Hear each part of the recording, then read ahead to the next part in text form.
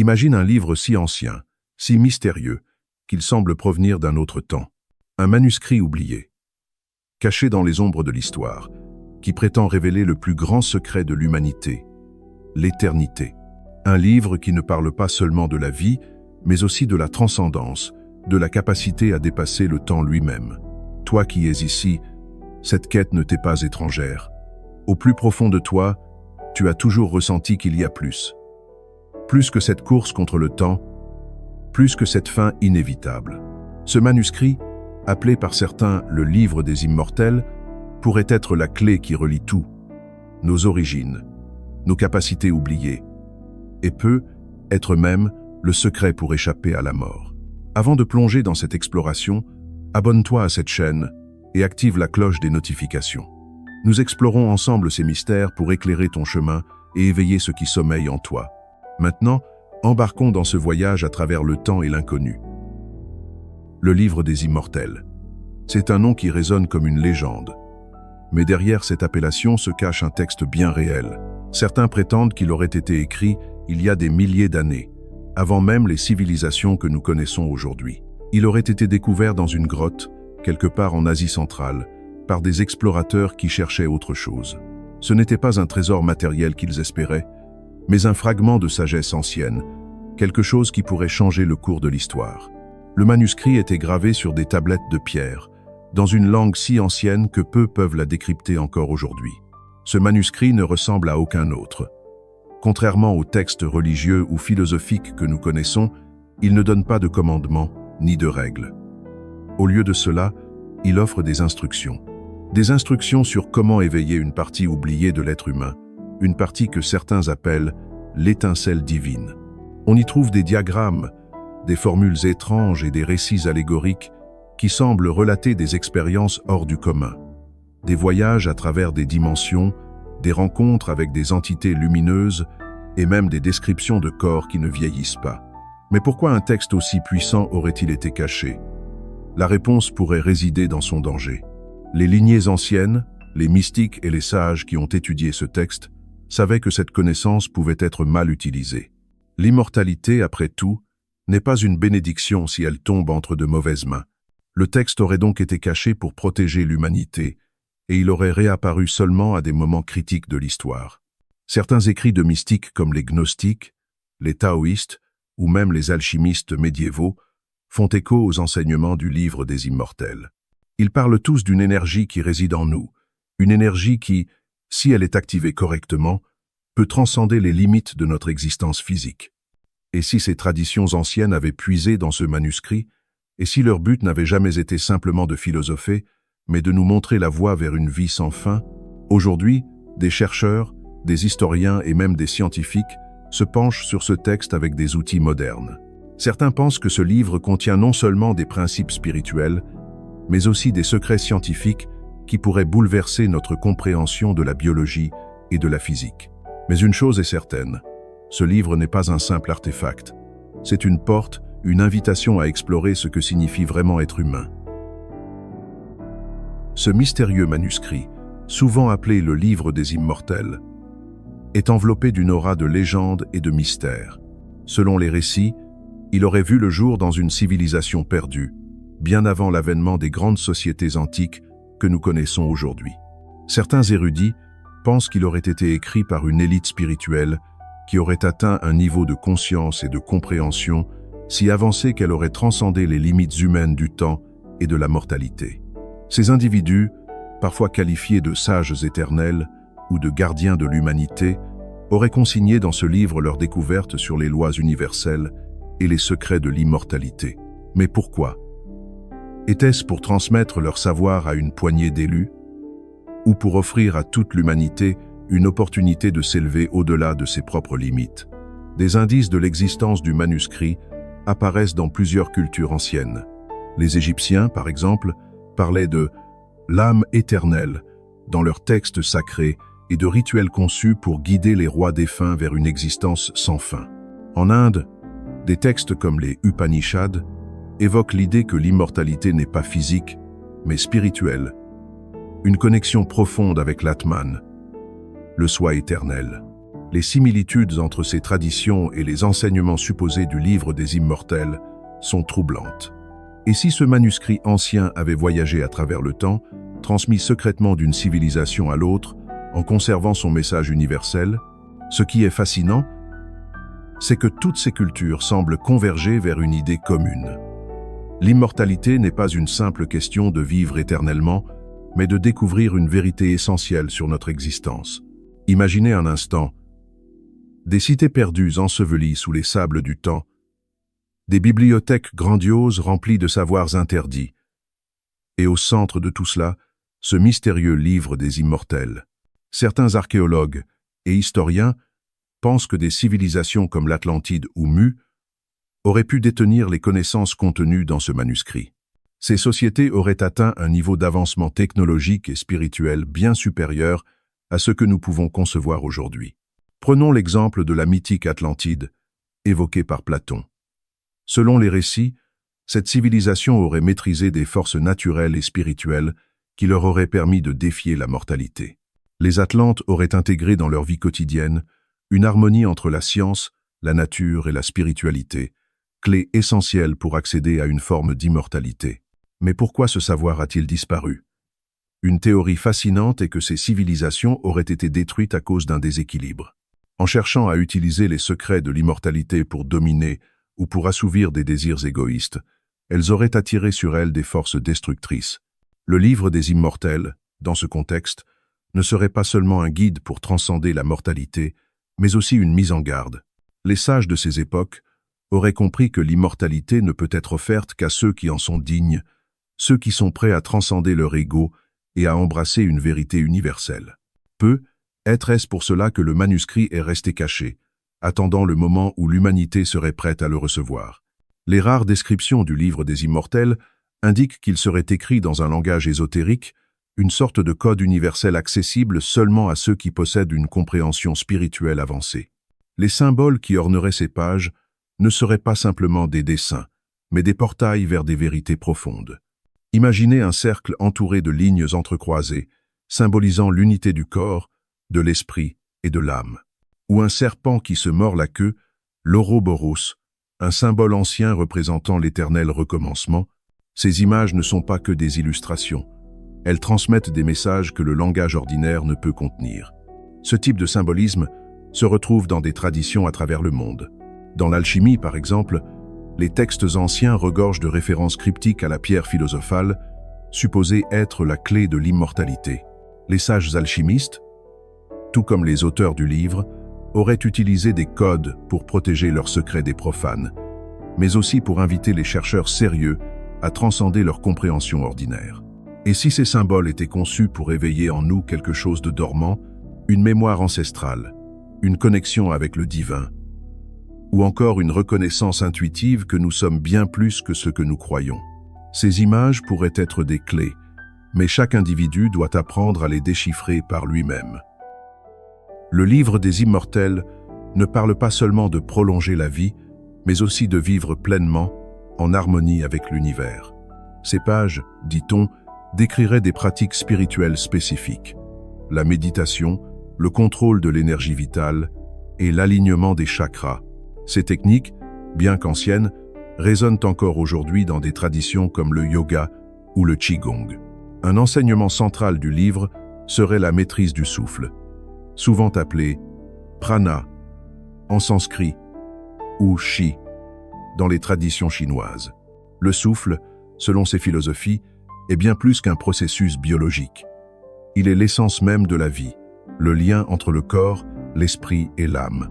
En apprenant à maîtriser cette énergie, il serait possible non seulement d'allonger sa vie, mais de transcender les limitations de la condition humaine. Une autre pratique décrite dans le manuscrit serait l'immersion dans des états méditatifs profonds, permettant à l'esprit de s'élever au-delà du temps et de l'espace. En atteignant ces états, les sages affirment que l'on peut expérimenter l'éternité, une conscience où le passé, le présent et le futur ne font qu'un. Ces enseignements ne sont pas de simples techniques. Ils nécessitent un engagement total, une quête intérieure où chaque pas vous rapproche d'une vérité universelle, celle que l'immortalité est déjà en vous, attendant que vous la découvriez. Si ce manuscrit contient des secrets aussi puissants, Pourquoi reste-t-il caché? Une réponse possible est que l'humanité, dans son ensemble, n'est peut-être pas encore prête à recevoir un tel savoir. L'immortalité, comme nous l'avons vu, n'est pas un don à prendre à la légère. Dans de nombreuses traditions spirituelles, il est dit que la sagesse ne peut être offerte qu'à ceux qui sont prêts.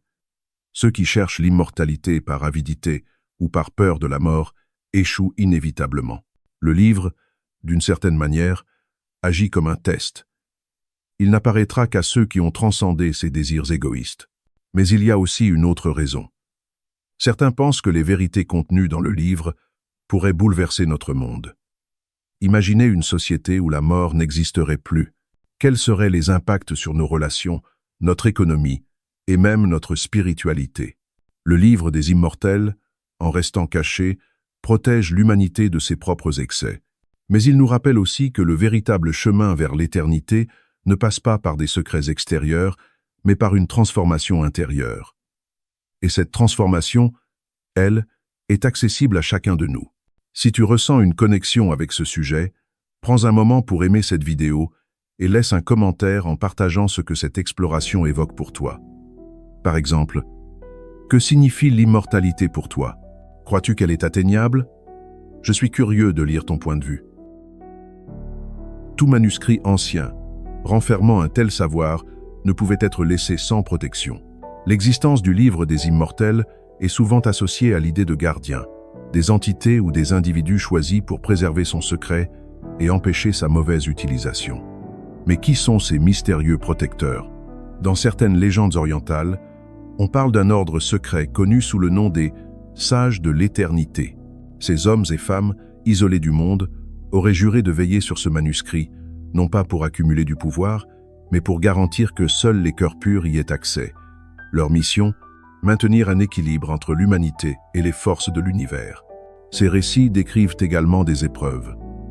Ceux qui cherchaient à accéder au livre étaient soumis à des tests mentaux, spirituels et physiques. Ces épreuves visaient à s'assurer que seuls les dignes, ceux capables de transcender leur ego et leurs désirs éphémères, pouvaient comprendre et appliquer les enseignements du manuscrit. Plus près de notre époque, des documents secrets récupérés après la Seconde Guerre mondiale suggèrent que des organisations modernes pourraient avoir découvert des fragments du livre des immortels. Ces organisations, souvent liées à des figures influentes, auraient tenté de décrypter les secrets de l'immortalité pour leur propre profit. Des témoignages parlent de programmes confidentiels, menés dans des laboratoires souterrains, visant à recréer les expériences mentionnées dans le manuscrit. Des cobayes humains auraient été soumis à des techniques inspirées par les écrits du livre. Privation sensorielle, méditation prolongée et manipulation de l'énergie vitale à travers des champs électromagnétiques. Ces expériences auraient donné des résultats troublants, mais elles auraient également provoqué des effets secondaires dangereux comme la folie ou des troubles de la réalité. Et si ces organisations n'avaient pas compris que l'immortalité ne pouvait être atteinte par des moyens extérieurs, et si elles avaient échoué parce qu'elles ignoraient la dimension spirituelle profonde de ce texte? En parallèle, des récits évoquent des figures spirituelles qui auraient protégé les enseignements du livre. Ces figures ne sont pas forcément des humains, mais des entités lumineuses, parfois décrites comme des anges, des êtres interdimensionnels ou des maîtres ascensionnés.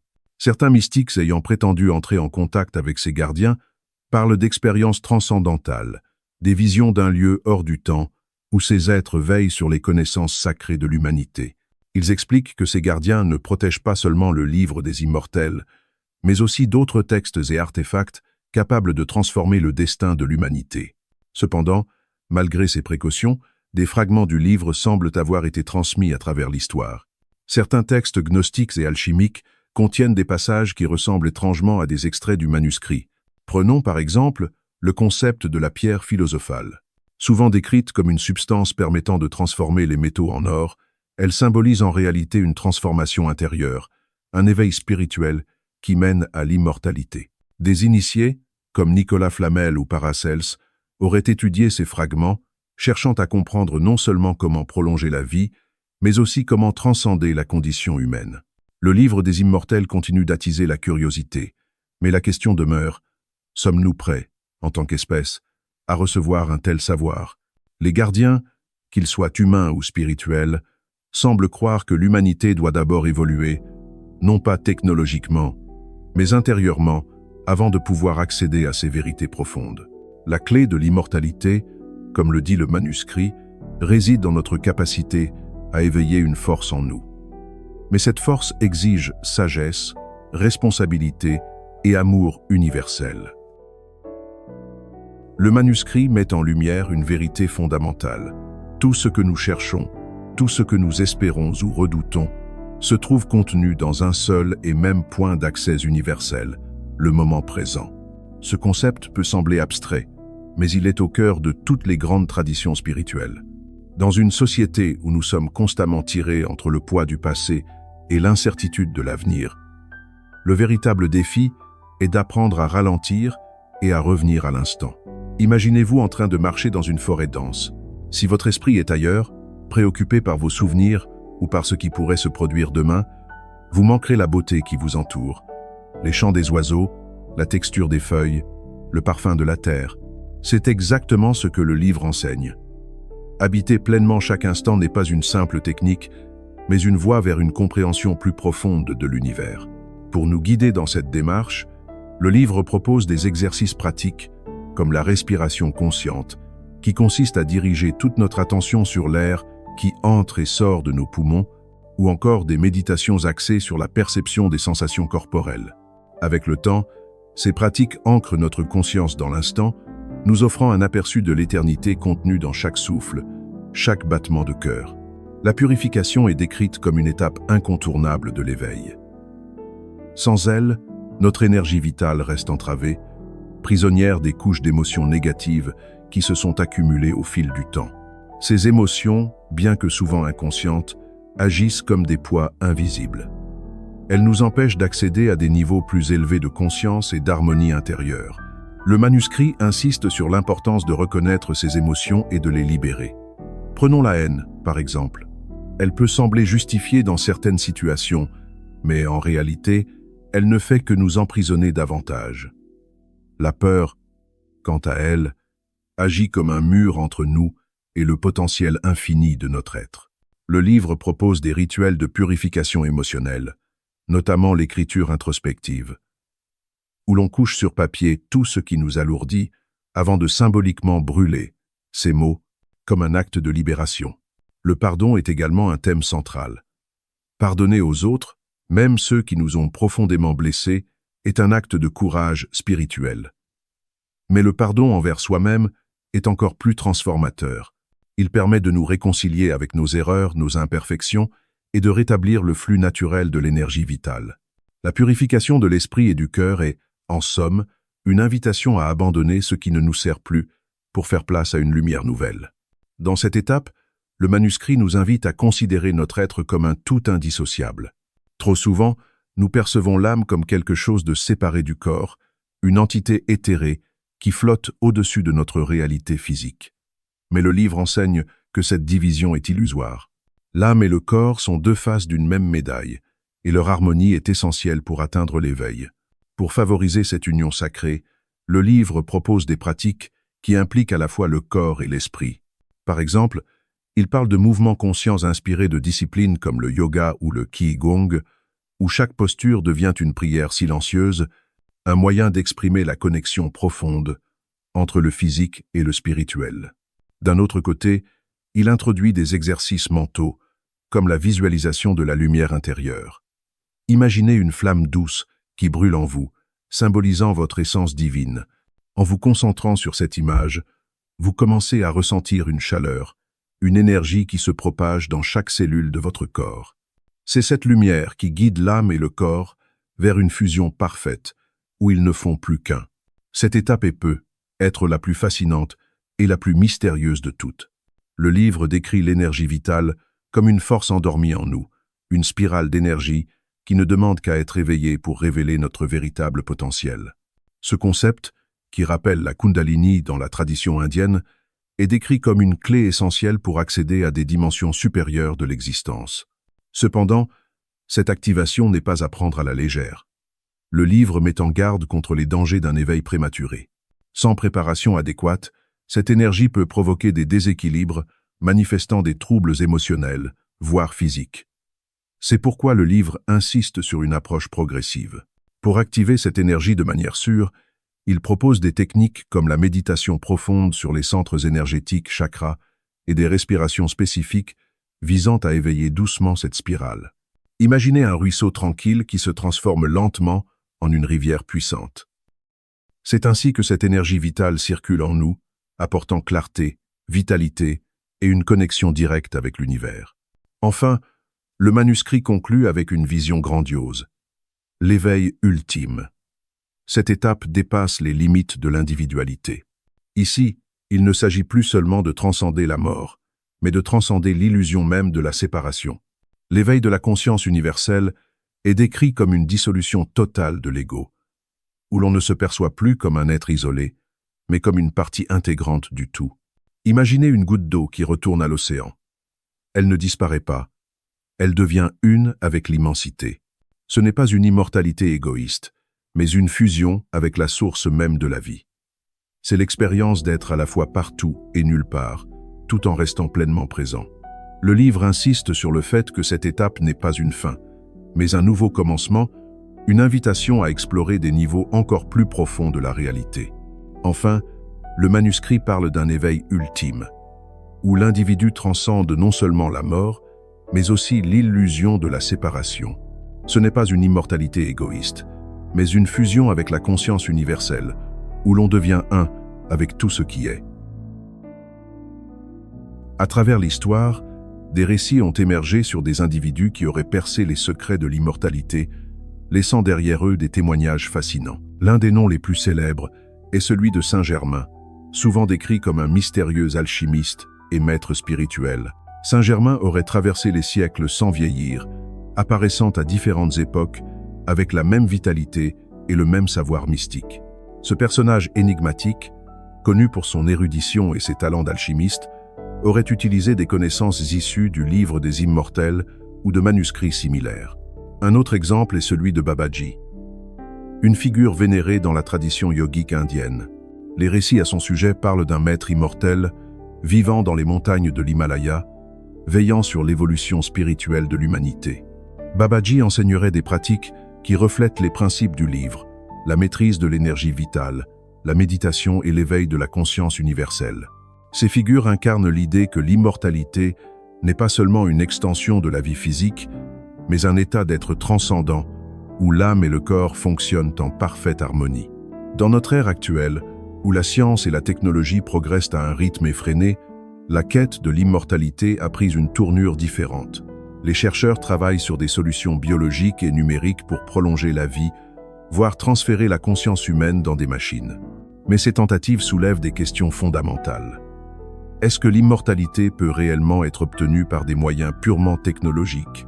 Ou bien ces efforts modernes sont-ils condamnés à échouer parce qu'ils ignorent la dimension spirituelle, si essentielle selon le livre? Les enseignements du manuscrit suggèrent que l'immortalité n'est pas un droit acquis, mais un privilège qui ne peut être atteint qu'en évoluant spirituellement.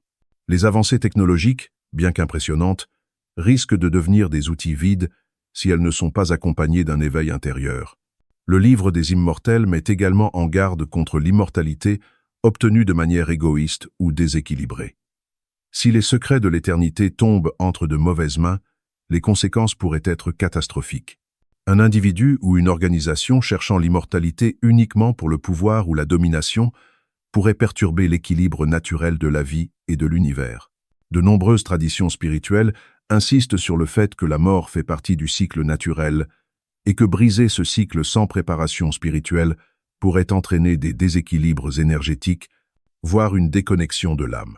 Ces avertissements rappellent que l'immortalité, loin d'être un simple moyen de vivre éternellement, est une responsabilité colossale. Elle exige une sagesse et une maturité spirituelle que peu de gens sont prêts à atteindre. Au-delà de ces mystères, le livre des immortels transmet un message universel. L'immortalité n'est pas une fin en soi, mais un outil pour comprendre la nature de l'existence. Ce manuscrit ancien enseigne que notre véritable essence n'est pas limitée par le temps ou l'espace, et que la vie, sous toutes ses formes, est éternelle. En explorant les secrets du livre, nous ne cherchons pas simplement à prolonger notre vie physique. Nous cherchons à éveiller une partie de nous-mêmes qui est déjà immortel. Notre âme. Ce voyage, bien que complexe, est le véritable but de l'humanité. Maintenant, prenez un moment pour réfléchir. Êtes-vous prêt à explorer les profondeurs de votre être? Le livre des immortels n'est peut-être pas à votre portée physique, mais ses enseignements sont cachés en vous, attendant d'être découverts. Ce voyage vers l'éternité ne commence pas dans une bibliothèque secrète ou un laboratoire moderne. Il commence ici, maintenant, avec vous. Il commence lorsque vous choisissez de regarder au-delà des apparences et de vous engager dans un cheminement intérieur, un chemin qui pourrait transformer votre vie à jamais. Vous voilà arrivé à la fin de ce voyage extraordinaire. Mais en réalité, ce n'est que le début pour vous. Le manuscrit ancien, les récits mystiques et les enseignements qu'il renferme ne sont que des clés. À vous maintenant de décider si vous souhaitez ouvrir la porte vers l'éternité. Avant de partir, abonnez-vous à cette chaîne et activez la cloche des notifications pour ne rien manquer des prochains récits fascinants que je vais partager avec vous. Et surtout, laissez-moi un commentaire. Que pensez-vous des secrets de l'immortalité? Ces récits éveillent-ils une quête en vous? Merci d'avoir voyagé avec moi. Ensemble, nous explorons les mystères de l'humanité et peut-être, un jour, nous percerons les secrets les plus profonds de l'univers. À très bientôt.